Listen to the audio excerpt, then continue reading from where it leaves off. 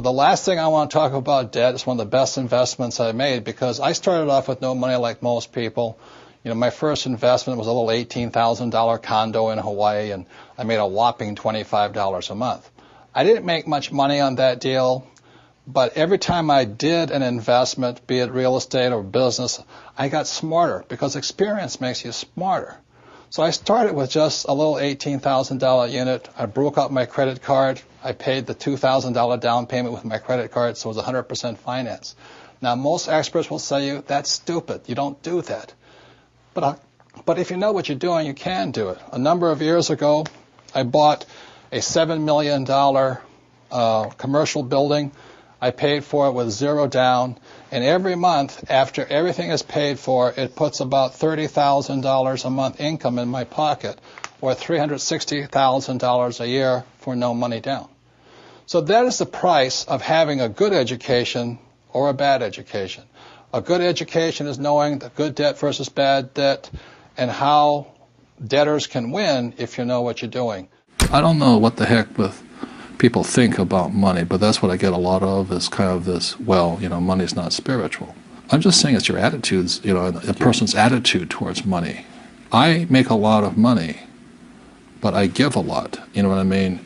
It goes to biblical principle, the more you give, the more you receive. So when I meet somebody who's doesn't have any money, it just means they're not giving something. Yeah.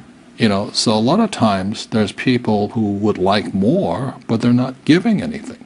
Yeah. So they're like my poor dad. You know, he belonged to the labor unions, and he wanted to work less and get paid more. Well, that's anti-religious to me. Yeah. If you want to get paid more, work more, give more. That's how I see it. Discipline I had to get into was I always pay myself first, even when I had no money. And when I have all these bill collectors calling me, I use them as inspiration. You know what I mean? Really? Oh, when they're hounding, the government's hounding you, bill collectors calling, because I've been broke, so I can understand what it feels like to be broke. When those guys are calling you, instead of shrinking and going into the shell and eating my pizza, yeah, I use it as motivation to go out and make more money. So I use my bill collectors as motivation, and that's why I paid myself first, even though sometimes I wasn't paying. What would you pay yourself? I always bought assets. I'd buy a house, or I'd put money in the bank and things like this. But it was just a habit. Exactly what you're talking about. It's up here. It's about changing the way you think. That's what the whole book is about. That's it. Because we're our biggest asset, we're also our biggest liability. But the common wisdom, the old intelligence idea, is to diversify. And what I believe in is something else, is increase your financial IQ, your financial intelligence, and instead focus. And what focus stands for is this.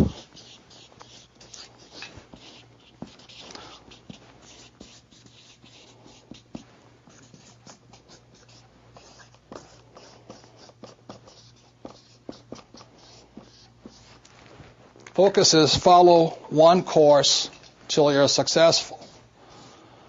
And so that's what I did in 1973. I signed up for my first real estate investment course.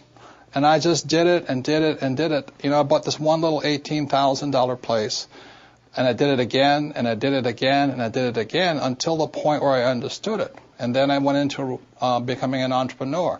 And I did it, and I did it, and did it, and I'm still learning. And I'm still learning about real estate. And the reason, in 1966, I got into oil when I went to work for the Standard Oil Company. So today, I'm still focusing. I invest in oil and oil and oil, and I don't diversify.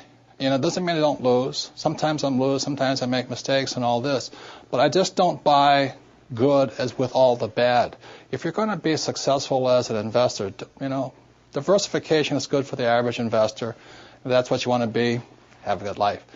But what I'd rather do is be able to know the good ones from the bad ones, the good investments from the bad investments, the good advisors from the bad advisors, and what's good for me and what's not good for you. Because what I do is not necessarily what's going to work for you, and vice versa here. So that's why I really think, instead of diversification or diversifying, the new rules of money say follow one course until you're successful, and then keep doing it. Because once you find that way of being successful, you can do it again and again and again. The thing is, you see, when people, economies go up, economies go down, we might go into a depression worldwide. Like I said, France is in very big trouble. Germany's okay. England's in big trouble. China's in trouble. So if we go that, we go to a worldwide depression, and it might take 10 years, you know, to come out of it. But during these times, this is the best time. I have made more money in the last 3 years than ever before in my life. You know, I bought five golf courses last year out of bankruptcy. That's impressive. Yeah. Well, the bank. Courses. Yeah, Donald bought 10. They're giving them away. No one told me. Yeah, but you have to know how to operate them. You know, Yeah. you have to be an entrepreneur. Yeah. So the banks just call you up and they say that there was 5 golf courses and 1 hotel. In the States? In Arizona, yeah, Golf Mecca, you know. Arizona. And this Japanese company had it, and they asked me if I wanted to buy it about 5 years ago for $260 million. And I said, doesn't make sense. You know, it doesn't make sense at $260 million. So they told me I didn't know what I was doing. They said, okay, buy. And then this 1 year ago, this summer, the Citibank called up and says, you want those golf courses? And they gave me the money to buy them. And just to reiterate, was in approximately 1975, I came out with this product, and we were extremely successful. But we kept running out of money. The more successful we got, the more we ran out of money. So that's when I went to my rich dad and I tried to borrow $100,000, and he chewed me out. He says, why would I invest in a dumb product when you have a bad business? And so that's when he began teaching me the next level of my entrepreneurial education. It's not about the product, it's about how to design a business that doesn't need me to keep raising the capital. In other words, how do you design a business that keeps raising money automatically? And today the Rich Dad company is cash rich. Cash keeps pouring in because the ability to raise money constantly was designed into the business. And once again, this is the diagram. This is the BI triangle. These are the 8 pieces that make up a business. When a business is hurting, oftentimes it's because one of these 8 pieces is missing. For example, many times people say, I have a great product, but their legal is really bad, or their communication systems are bad, or their audit, their internal order processing is bad, or the manufacturing is bad, or the marketing is bad, or they have bad cash flow management. Another part of your financial IQ is to know there's 3 types of income. So if you're going to say work hard, most people are working hard for earned income, and that's what these guys are working for. The trouble with earned income in America, your tax rate's approximately 50%. Whereas Warren Buffett says it's a shame that his secretary pays a higher percentage in taxes than he did, although he makes billions of dollars. So when you say to a child, go to school and get a safe, secure job, you tell them to work for earned income, the worst type of income. The second type of income is portfolio income.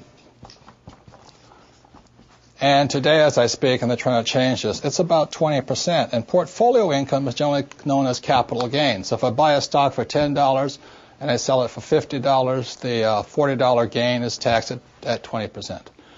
Or if I buy a house for $100,000 and I sell it for $200,000, that's a capital gains type event. So you pay a lot of tax for that.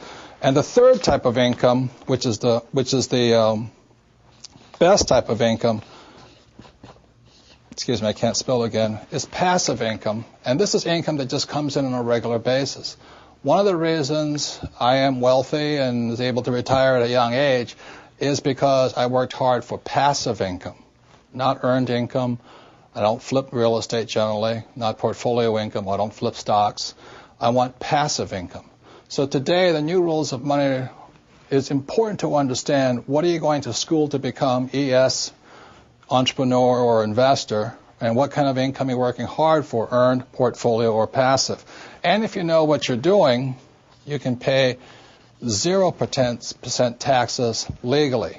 And this can be done all over the world. People say, we can't do it in my country. Well, these people can't do it in any country, but in most parts of the world, governments need these people. So they're always giving tax incentives for investors and business owners who are for passive income. So those are some of the new rules of money. You've really got to know what you're working hard at and what kind of work are you performing, what kind of income are you working hard for. Well, most successful entrepreneurs have gone bust. Right? Yeah. You know, Henry Ford, an old-time entrepreneur, he went bust 5 times. Okay, look at Steve Jobs. Yep. His own board fired him. Yeah. Bill Gates was taken before the Supreme Court for monopolistic practices. Right. Even my friend Donald Trump went down $1 billion. Yeah. I only went down $1 million. So the average person is so afraid of those losses, they never get ahead. Because at school they teach you if you make a mistake or if you fail, you're a failure. But that's not real life. A baby learns to walk by standing up and falling down, standing up and falling down. And our school system punishes you for making mistakes. That's why my poor dad, an academic, was so unsuccessful. He was terrified of making mistakes.